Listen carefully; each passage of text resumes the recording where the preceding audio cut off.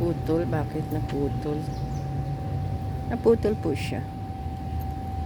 So dito po tayo ngayon sa pababa na po. Yan. Maraming flowers doon.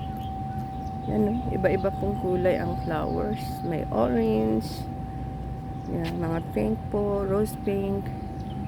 Yan. Yellow. Yan, dami-dami po na mga nag-e-exercise dito. Wala pa po yung fountain. Hindi pa po nila inopen. Siguro mga anong oras pa po nila yan bago nila i-open niya. Naputol po yung aking video. So, never mind. Ayan po siya. Ayan. So, baba na po tayo dito. Baka napindot ko lang po siguro yun.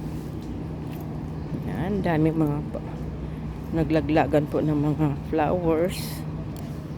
Ayan po siya.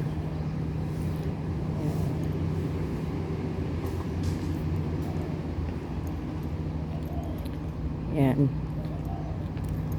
Kailangan ingat-ingat din po tayo sa pagbaba po ng hagdanan.